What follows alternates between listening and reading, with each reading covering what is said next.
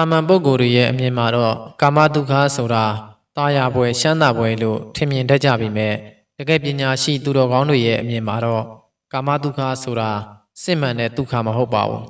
တဏှာခံစားတဲ့ဒုက္ခမျှသာဖြစ်ပါတယ်တဏှာကခံစားတဲ့ဒုက္ခကိုတဏှာဘလူအပုခံရတဲ့ပုဂ္ဂိုလ်ကငါခံစားတဲ့ဒုက္ခလို့ထင်မြင်နေခြင်းဖြစ်ပါတယ်ဝဋ္ထုကာမဆိုတာတကယ်စစ်မှန်တဲ့ဒုက္ခတရားမဟုတ်ပါဘူးဒုက္ခတရားမဟုတ်တဲ့အပြင်ဒုက္ခတရားအစစ်ဖြစ်ပါတယ်။ဒါပေမဲ့လည်းတာမန်ပုဂ္ဂိုလ်တွေမှာတော့အဝိဇ္ဇာအရင်ခံတဲ့တဏှာရဲ့လွှမ်းမိုးအုပ်ချုပ်မှုကြောင့်ဒုက္ခကိုဒုက္ခလို့မမြင်ပဲဒုက္ခလို့ထင်ပြီးခင်တွယ်နေကြခြင်းဖြစ်ပါတယ်။ဒီနေရာမှာမျက်စိမှပဏ္ဏာတပါဠိတော်ကလာတဲ့မာဂန္ဓိယတုတ်ကိုထုတ်နှုတ်ပြပါအောင်မယ်။အခါတစ်ပါးဘုရားရှင်ကကမ္မောဒဓမ္မအမည်ရှိတဲ့ဏိဂုံးအရက်ကိုအမိပြုပြီးတရင်သုံးဆန်နေတော်မူခဲ့ပါတယ်။အဲ့ဒီခါတုန်းကကမ္မောဒဓမ္မဏိဂုံးမှာမာဂန္ဓိမျိုးဖြစ်တဲ့ပုံနာတူဝီကြီးတို့ရှိကြပါတယ်။မာဂန္ဓိမျိုးဖြစ်လို့ဦးကြီးဖြစ်တဲ့သူကိုမာဂန္ဓိယလို့ခေါ်ပြီးတူဖြစ်တဲ့သူကလည်းမာဂန္ဓိယပဲဖြစ်ပါတယ်။ဦးကြီးဖြစ်တဲ့သူမာဂန္ဓိယကသာသနာအတွင်းယဟန်ဝတ်ပြီးယဟန္တာဖြစ်သွားခဲ့ပေမဲ့လည်းတူဖြစ်တဲ့သူမာဂန္ဓိယကတော့ဦးကြီးဖြစ်တဲ့သူယဟန္တာဖြစ်တဲ့အချိန်ထိတောင်ဗုဒ္ဓဘာသာကိုမကြည်ညိုတဲ့အပြင်အပြစ်တောင်မြင်နေတဲ့သူဖြစ်ပါတယ်။ဘုရားရှင်ဟာတူဖြစ်တဲ့သူမာဂန္ဓိယအကျွတ်တရားရမယ့်အရေးကိုမြင်တော်မူပါတယ်။ဒါကြောင့်ဘာရဒွါစာပုံနာမိနဲ့ပူဇော်ရာမြတ်အမိုက်တွေနဲ့ရှုပ်ထွေးနေတဲ့မီတင်းကုတ်အတွင်းမှာခင်းထားတဲ့မြက်ခင်းပေါ်မှာပဲတရင်သုံးနေတော်မူပါတယ်။ဒါပေမဲ့လည်းအဲ့ဒီမီတင်းကုတ်ကရွာနီးမှာဖြစ်လေတော့ကလေးတွေနဲ့ရောပြောပြီးတိတ်ဆိတ်ငြိမ်သက်ခြင်းမရှိပါဘူး။ဒါကြောင့်ဘုရားရှင်ကနေ့လယ်ပိုင်းမှာစိတ်ငြိမ်တဲ့တောအုပ်မှာတရင်သုံးနေထိုင်တော်မူပြီးညချမ်းအချိန်ရောက်တော့မှပဲမီတင်းကုတ်မှာလာရောက်ပြီးတရင်သုံးတတ်ပါတယ်။ဘုရားရှင်ဟာမီတင်းကုတ်ကိုရောက်လာရင်မြတ်ခင်းကိုခင်ကိုင်းပြီးတရင်သုံးနေတော်မူပါတယ်။ပြန်ကြွသွားတဲ့အချိန်မှာတော့ဘာရဒွါစပုံနာကအဲ့ဒီမြတ်ခင်းကိုခောက်သိမ်းထားမည်ဖြစ်ပါတယ်။တရက်မှာတော့ဒီမြတ်ခင်းကိုအကြောင်းပြုပြီးမာဂန္ဓိယပုံနာအကျွတ်တရားရမှာကိုဘုရားရှင်ကမြင်တော်မူပါတယ်။ဒါကြောင့်မီတင်းကုတ်အတွင်းကမြတ်ခင်းကိုခင်းစိတ်ပြီးတော့ဘုရားရှင်ကပြန်ကြွသွားပါတယ်။ဘာရဒွါစပုံနာကလည်းဘုရားရှင်ဘာမှမိန့်ကြားတော်မူမသွားတော့မြက်ခင်းကိုမသိမ့်ပြစ်ပဲဒီအတိုင်းထားမိခဲ့ပါတယ်ဒီအချိန်မှာပဲမာဂန္ဓိယပုံနာဟာညနေခင်းအညောင်းပြေလမ်းလျှောက်ရင်းနဲ့မိတ်ဆွေဖြစ်တဲ့ဘာရဒွါစာရဲ့မီတင်းကုတ်အနီးကိုရောက်လာခဲ့ပါတယ်မာဂန္ဓိယလမ်းလျှောက်လာတာမြင်တော့ဘာရဒွါစာပုံနာကမိတ်ဆွေတွေရဲ့ထုံးစံအတိုင်းလာပါအောင်ထိုင်ပါအောင်လို့ဖိတ်ခေါ်လိုက်တယ်ဒီတော့မာဂန္ဓိယပုံနာကဘာရဒွါစာရဲ့ဖိတ်ခေါ်ချက်ကိုလက်ခံလိုက်ပြီးမီတင်းကုတ်အတွင်ဝင်လိုက်တယ်ဆိုရင်ပဲဘုရားရှင်အတွက်ခင်းထားတဲ့အဲ့ဒီမြက်ခင်းကိုလှမ်းမြင်လိုက်ပါတယ်ဒီတော့မာဂန္ဓိယကအဆွေဘာရဒွါစာဒီမြက်ခင်းဟာရဟန်းများရဲ့နေရာနဲ့တူပါတယ်ဘသူအတွက်မီတင်းကုတ်ထဲမှာဒီမြက်ခင်းကိုခင်းထားတာလေလို့မေးလိုက်တဲ့အခါဘာရဒွါစာပုံနာကအဆွေမာဂန္ဓိယတာကိဝေမျိုးကယဟန်ဝင်လာတဲ့ယဟန်ဂေါတမဆိုတာတင်မကြဘူးလားယဟန်ဂေါတမဟာပူဇော်အထုကိုခံတိုက်တယ်အလုံးစုံသောတရားများကိုကိုယ်တိုင်မှန်ကန်စွာသိတော်မူတယ်အတိညာဝိစာနဲ့အကျင့်စရဏနှစ်ပါးလုံးပြည့်စုံတယ်ကောင်းတဲ့စကားကိုဆိုတတ်တယ်လောကကိုသိတယ်ဆုံးမထိုက်သူကိုအတုမရှိဆုံးမတော်မူတတ်တယ်နတ်လူတို့ရဲ့ဆရာဖြစ်တယ်သစ္စာလေးပါးတရားတို့ကိုသိစေတော်မူတတ်တယ်ဘုန်းတော်ကိုလည်းကြီးမားတယ်အဲ့ဒီအရှင်ဂေါတမအတွက်ဒီမြတ်ခင်းကိုခင်းထားခြင်းဖြစ်ပါတယ်လို့ပြန်ဖြေလိုက်ပါတယ်ဒီအခါမာဂန္ဓိယပုံနာကအဆွေဘာရဒွါစာစိုးဝါးစွာမြင်အပ်တဲ့အရာကိုငါမြင်လိုက်ရတာပဲလူအညွန့်တုံးနေတဲ့အရှင်ဂေါတမရဲ့နေရာကိုငါမြင်ရတာဟာငါအတွက်ကြက်တည်ရုပ်တော်တာပဲလို့ပြောလိုက်ပါတယ်ဒီတော့ဘာရဒွါစာကအဆွေမာဂန္ဓိယဒီလိုမပြောပါနဲ့ဒီလိုမပြောကောင်းပါဘူးလောကမှာကြော်စောထင်ရှားကြတဲ့ပညာရှိမင်းတွေပညာရှိပုံနာတွေပညာရှိတကြွယ်တွေပညာရှိယဟန်ပတပိုက်တွေကအရှင်ဂေါတမရဲ့စင်ကြယ်တဲ့လမ်းမှန်တဲ့ကုသိုလ်တရားအပေါ်မှာအလွန်ကြည်ညိုကြပါတယ်အရှင်ဂေါတမရဲ့အဆုံးအမကိုနာခံကြပါတယ်ဒါကြောင့်ဒီလိုမပြောပါနဲ့လို့တားမြစ်လိုက်ပါတယ်ဒီတော့မာဂန္ဓိယပုံနာကအိုးအဆွေဘာရဒွါစာဒီလိုမပြောကောင်းစရာဘာရှိလဲအရှင်ဂေါတမဟာလောကမှာအညွန့်တုံးဝါဒကိုတီထောင်နေတဲ့သူပဲမဟုတ်လားအညွန့်တုံးဝါဒကိုတီထောင်နေတဲ့သူဖြစ်လို့အရှင်ဂေါတမကိုအညွန့်တုံးသူလို့မပြောကောင်းစရာဘာမှမရှိပါဘူးမျက်ကွယ်မှာသာမဟုတ်ဘူးအရှင်ဂေါတမရဲ့မျက်မှောက်မှာလည်းအခုတွေ့မြင်ရင်တောင်မှအညွန့်တုံးတဲ့သူလို့ငါပြောဆိုရဲပါတယ်ဘာကြောင့်လဲဆိုတော့အရှင်ဂေါတမရဲ့ဝါဒဟာအညွန့်တုံးသူလို့ငါတို့ကျမ်းကအတိအလင်း ပြဆိုထားတာဖြစ်တယ်လို့ပြန်ပြောလိုက်ပါတယ်မာဂန္ဓိယပုံနာပြောကြတဲ့သူတို့ကျမ်းကပြဆိုတယ်ဆိုတာကမျက်စိဆိုတာအစင်းကိုကြည့်ဖို့အတွက်ဖြစ်ပေါ်လာတာဒါကြောင့်မျက်စိကိုကြဲကြဲဖွင့်ပြီးကြည့်ပေးရမယ်မမြင်ဘူးသေးရင်မြင်ဘူးအောင်မြင်ဘူးပြီးရင်လည်းအတိုင်းထက်လွန်မြင်ဘူးအောင်ထပ်ပြန်တယ်လေကြည့်ပေးရမယ်ထို့အတူနားဆိုတာကလည်းအတန်ကိုနားထောင်ဖို့ဖြစ်ပေါ်လာတာနှာခေါင်းဆိုတာကအနံ့ကိုရှုရှိုက်ဖို့ဖြစ်ပေါ်လာတာရှားဆိုတာအရာအသာကိုခံစားဖို့အတွက်ဖြစ်ပေါ်လာတာကိုယ်ကာယဆိုတာဖုဒ္ဓဘာအာယုံကိုထိတွေ့ဖို့အတွက်ဖြစ်ပေါ်လာတာစိတ်ဆိုတာအာယုံကိုကြံတွေးဖို့ဖြစ်ပေါ်လာတာဒါကြောင့်အဲ့ဒီလိုအာယုံမျိုးစုံကိုကြဲကြဲပြန့်ပြန့်လိုက်စားပေးရမယ်အာယုံ6ပါးကိုလိုက်စားပေးမှလူဆိုတာတိုးတက်လာတယ်အညွန့်ထွက်လာတယ်ဖះရှင်ရဲ့ဝါဒကတော့စက္ခုနာတန်ဝရောမျက်စိကိုစောင့်ရှောက်ရမယ်သောတေနာတန်ဝရောနားကိုစောင့်ရှောက်ရမယ်ဂာနိနာတန်ဝရောနှာခေါင်းကိုစောင့်ရှောက်ရမယ်ဇိန်ဝါယတန်ဝရောရှားကိုစောင့်ရှောက်ရမယ်ကာယေနတန်ဝရောကိုယ်ကိုစောင့်ရှောက်ရမယ်ဝါစာယတန်ဝရောနှုတ်ကိုစောင့်ရှောက်ရမယ်မနတာတန်ဝရောစိတ်ကိုစောင့်ရှောက်ရမယ်သဗ္ဗထတန်ဝရောအလုံးစုံကိုစောင့်ရှောက်ရမယ်လို့ဆိုပါတယ်ဒီလိုအာယုံ6ပါးကိုစောင့်ရှောက်နေရင်မျက်စိဟာလည်းမျက်စိရဲ့အရာသာကိုမခံစားရလို့အညွန့်တုံးတယ်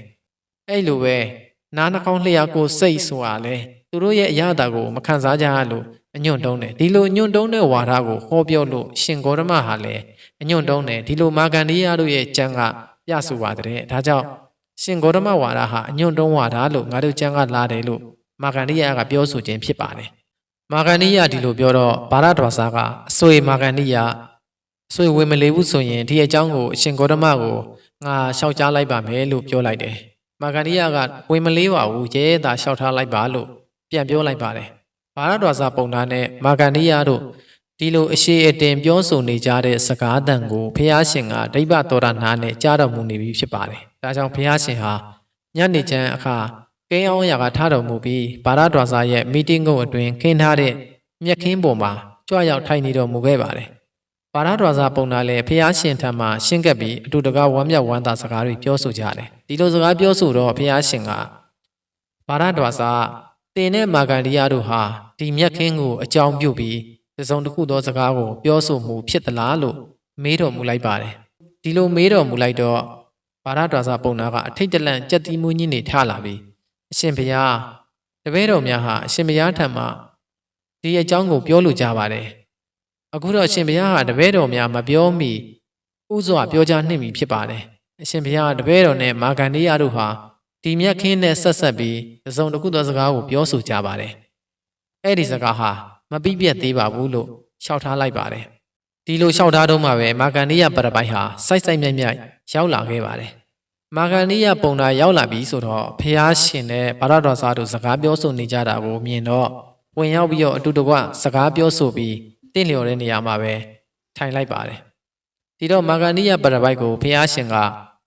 မာဂန္ဒီယမျက်စိဟာရူပယုံမှာပျော်မွေ့တယ်ရူပယုံကိုနှိမ့်ဆိုင်တယ်ဒီမျက်စိကိုငါဖះကဆုံးမထားပြီးဖြစ်တယ်လုံအောင်ပြုထားပြီးဖြစ်တယ်စောင့်ရှောက်ထားပြီးဖြစ်တယ်ပိတ်ဆို့ထားပြီးဖြစ်တယ်အရှားသူများကိုလည်းအဲ့ဒီမျက်စိကိုပိတ်ဆို့ထားဖို့ငါဟောတော်မူခဲ့တယ်ဒီအကြောင်းကိုရည်ရွယ်ပြီးအရှင်ဂေါတမဟာအညွန့်တုံးသူဖြစ်တယ်လို့ဆိုခြင်းဖြစ်ပါသလားလို့မေးတော်မူလိုက်ပါတယ်မာဂန္ဒီယပရပိုက်ကမှန်ပါတယ်ဒီအကြောင်းကိုရည်ရွယ်ပြီးယဟန်ဂေါတမဟာအညွန့်တုံးသူလို့ဆိုလိုခြင်းဖြစ်ပါတယ်ဘာကြောင့်လဲဆိုရင်ကျွန်ုပ်တို့ရဲ့ကျမ်းဂန်မှာလည်းဒီလိုလာတဲ့အတွက်ဖြစ်ပါတယ်လို့လျှောက်ထားလိုက်ပါတယ်ဒီတော့ဘုရားရှင်ကမာဂန္ဒီယငါပြောဆိုမဲ့စကားကိုသင်ဘယ်လိုအောက်မိပါသလဲ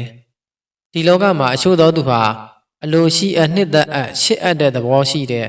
အစင်မျိုးမျိုးအတန်မျိုးမျိုးအနတ်မျိုးမျိုးအရသာမျိုးမျိုးအတွေ့အထိမျိုးမျိုးနဲ့မွေးလျော်ပျော်ပါဘူးတယ်အဲ့ဒီပုဂ္ဂိုလ်ဟာနောင်ခါမှာအဲ့ဒီအာယုံကာမဂုဏ်တရားတွေရဲ့ဖြစ်ရှင်းရှုပ်ရှင်းတာယာပွဲအပြစ်ကာမကနေထွတ်မြောက်ရာတို့ကိုဟုတ်တိုင်းမှန်စွာသိတဲ့အတွက်ကာမဂုဏ်တွေမှာတက်မှတ်တဲ့တဏှာကိုပယ်ဖျောက်လို့တဏှာဆိုတဲ့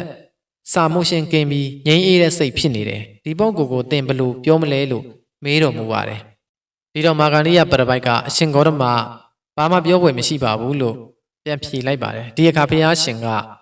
မာဂန္ဒီယငါဟာရှေးလူဖြစ်စဉ်ကာလကကောင်းပေးဆိုတဲ့အစင်းအတန်နဲ့အရသာအတွေ့အထိအမျိုးမျိုးတို့ကိုပြည့်စုံလုံလောက်အောင်မွေ့လျော်ခံစားမှုခဲ့တယ်နောင်ခါငါဟာကာမဂုဏ်တွေရဲ့အပြစ်ကို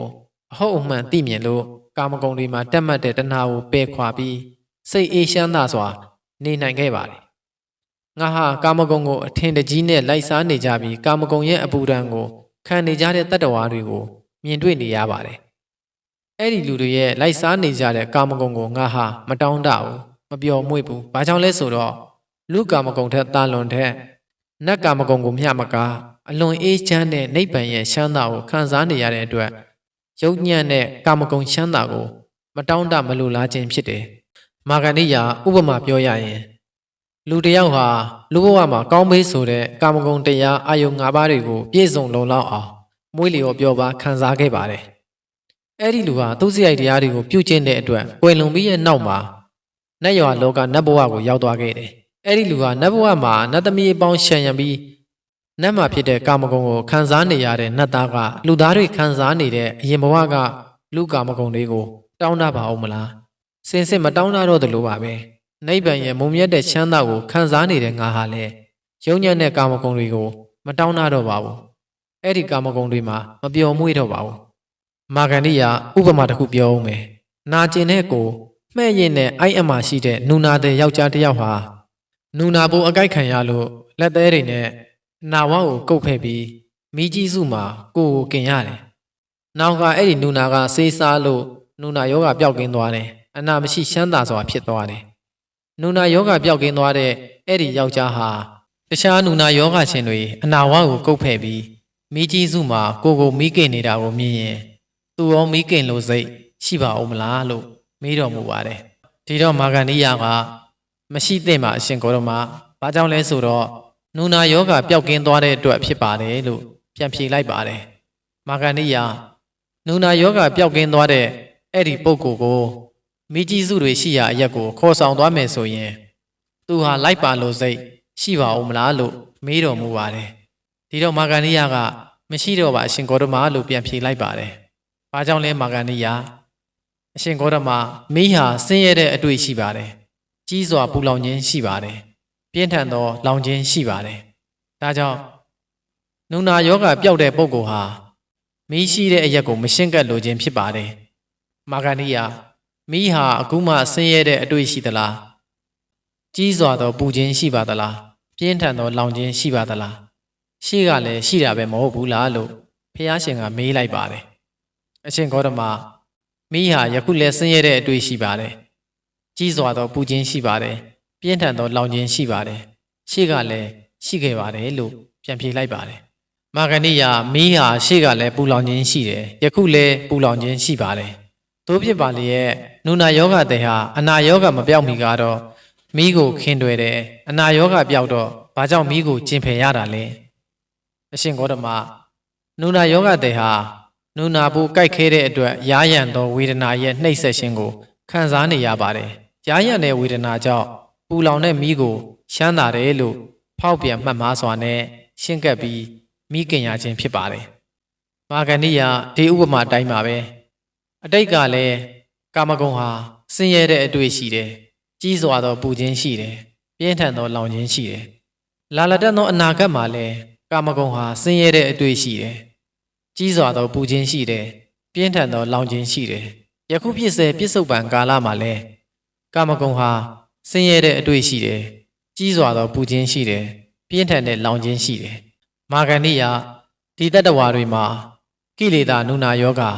ဆွဲကပ်နေကြတယ်ကိလေသာနုနာယောဂဆွဲကပ်နေတဲ့အတွက်ကိလေသာနုနာပိုးတွေကြောင့်အိန္ဒြေမရအောင်ရားညံ့နေကြတယ်ကိလေသာပိုးထိုးလို့ရားညံ့တဲ့အတွက်ဆင်းရဲတဲ့အတွေ့ရှိတဲ့ကာမတရားတွေကိုရှမ်းသာတယ်လို့ဖောက်ပြန်မှတ်မှားနေကြတယ်မာဂန္ဓိယနုနာယောဂတဲ့ဟာအလွန်ရားညံ့လို့မိကြီးစုမှာကိုကင်းမယ်အဲ့ဒီလိုမိခင်ယုံနဲ့နုနာယောဂဟာမပြောက်တဲ့အပြင်အနာဟာထားကြွလို့တောင်လာပါသေးတယ်အနာကိုအရားဖြောက်ခြင်းကြောင့်နည်းနည်းသက်သာရပြီးတာယာပွဲလိုဖြစ်လာတတ်တယ်ကိလေသာပိုးအထိုးခံရတဲ့တတ္တဝါတွေဟာလည်းဒီအတိုင်းပါပဲကိလေသာနုနာယောဂပိုးရဲ့တန်ကြောင့်မခံနိုင်အောင်ရားရံနေကြတယ်အဲ့ဒီအရားအယံပြောက်အောင်အင်မတန်ပူလောင်တဲ့ကာမဂုဏ်ကိုခံစားရတယ်ကာမဂုဏ်မိဝဲတဲ့အတွက်တတ်တာတလို့တာယာတလို့ထင်နေကြရပြီမဲ့ကိလေသာနုနာယောဂပိုးကတော့ပျောက်မသွားပဲတိုးပွားပြီးတော့လာခဲ့ပါတယ်ကာမအပူနဲ့ထက်ဝန်းကျင်ဟာပ ပူလောင်နေခဲ့ပါတယ်မာဂဏိယယခုငါဆိုမဲ့စကားကိုသင်ဘယ်လိုယူဆပါသလဲတတ္တဝါတစ်ယောက်ဟာကာမဂုဏ်တရားကိုလိုက်စားပြီးအဲ့ဒီကာမတဏှာကိုမပယ်မစွန့်သမျှကာလပတ်လုံးသူ့ရဲ့စိတ်ဓာတ်ဟာငြိမ်းအေးနေပြီးငြိမ်းအေးနေစေငြိမ်းအေးနေလဲတန်းလို့သင်ယူဆပါသလားမယူဆပါရှင်ဂေါတမဟုတ်ပါတယ်မာဂဏိယငါလည်းယူဆတော့မမှုပါဘူးခတ်သိမ်းကုန်သောယဟန်ပုံနာများဟာတဏှာဆိုတဲ့စာလမိုးသိပ်ရှင်ကင်းမှအတွင်းစိတ်ဟာငြိမ်းအေးနိုင်တယ်ခတ်သိမ်းကုန်သောယဟန်ပုံနာများဟာကာမဂုဏ်တို့ရဲ့ဖြစ်ရှင်ရှုပ်ရှင်တာယာပွဲသဘောအပြစ်ကာမဂုဏ်မှလွတ်မြောက်ရာတို့ကိုဟုတ်တိုင်းမှန်စွာသိကြလို့ကာမတဏှာကာမအပူကိုပယ်ဖျောက်ပြီးကင်းတဲ့စာလောင်ခြင်းမိုးသိပ်ရှင်ရှိမှအတွင်းအစ္ဆဒတန်တန်မှာငြိမ်းအေးတဲ့စိတ်ဖြစ်ပွားနိုင်တယ်လို့ဖျားရှင်ဟာဟောတော်မူလိုက်ပါတယ်ဒီမာဂဏိယတုတ်ကိုထောက်ရှုပြီးကာမဂုဏ်ရှမ်းသာဆိုတာတကယ်စစ်မှန်တဲ့ရှမ်းသာမဟုတ်ပါဘူးကိလေသာနုနာယောဂဆွဲကပ်နေကြတဲ့တတ္တဝါတွေရဲ့အရာဖြောက်စေမိကြီးတပွဲသာဖြစ်တယ်လို့ကျွန်တော်တို့ဟာကောင်းမွန်စွာမှတ်သားသင်ကြပါတယ်အားလုံးပဲကိုယ်စိတ်နှပြကျမ်းမာရှမ်းသာကြပါစေ